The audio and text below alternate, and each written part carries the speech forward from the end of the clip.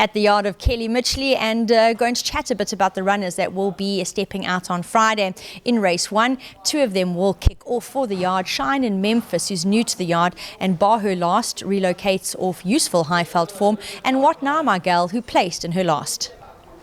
What Now My Girl, she's improved at work at home. She's looking much better, and also we've given her a gallop on the grass. She's showing very nice work at home, so hoping she can run in quartets.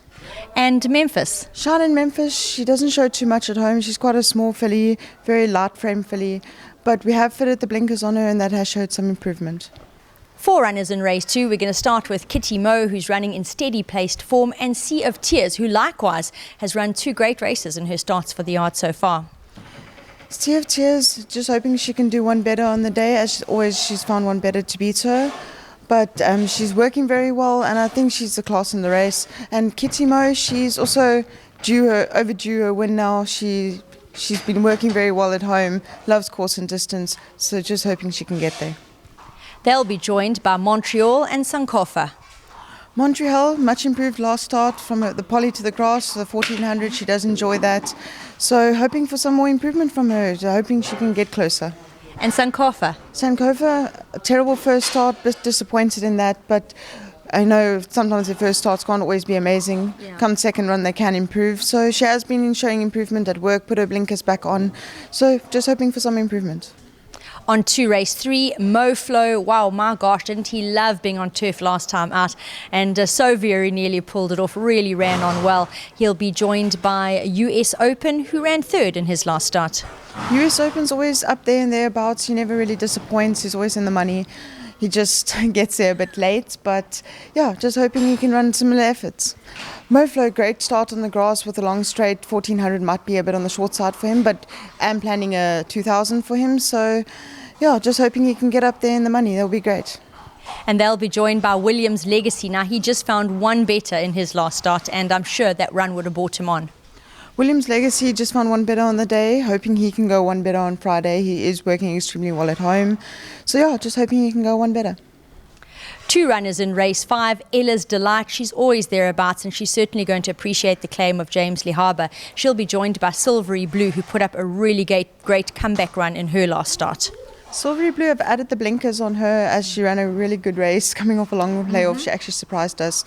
But she can do it, so have added the blinkers back on her. And Ellis Island, it is the 3rd run after a rest, so can expect a lot of improvement from her. Another 2 runners in race 6, Roses for Trippy, really smart local debut for the yard last time out. Looks one to keep an eye on here. She'll be joined by Seattle Ripper. Now, he also debuted locally for the yard last time out, never in the race, and I'm sure we can expect improvement. Rose for Trippy, we've got the claimer on as she has the 62.5 kilos, got the claim 2.5 to help her. I think she's in her best, in a good way at the moment, and she's in a good space. So expecting her to run a very big race. And Seattle Ripper, very disappointed first run for the yard as he didn't show anything and he doesn't do too much at home. So just expecting some improvement from him. Race 7 is a busy one for the yard. We're going to start with Woodland Ridge. And wasn't he back to best winning his last? Very gutsy win. Woodland Ridge, he's been showing the same work at home, never shows too much or does too much at home, but expecting him to run another good race as he does enjoy the track and trip. Lord Nelson put in an improved effort in his last, and Ellis Island is really a fan of this type of trip on grass. Ellis Island, he got there a bit late, waited a bit long, but he ran a great race and hoping for similar efforts. He just needs to also go one better. And Lord Nelson, this is his 3rd run after a break. He did show a little bit of improvement last time out, hoping he can do some more improvement. Also joining them will be Lady Riter, who's our poster girl this morning. A really sweet horse, and she's in steady form. She'll be joined by MITCHLEY, who perhaps didn't enjoy the racing tactics last time out. Last time out, MITCHLEY, they went a bit hard on him. I think not too sure what happened there, but he doesn't like to be ridden like that, so I expect him to run a lot better. Lady Riter, she has come off a previous break, and then I think this is her 2nd run after a rest. We have planned another run for her, so we're giving her a run. And finishing up for the yard in race 8 will be Magical Midlands, and he's come along with each run locally for the yard. Kelly, he can be a factor here. Magical Midlands, he's been working very well at home. He's looking amazing. I think this will be one of his greatest starts, and also he just needs to go one better.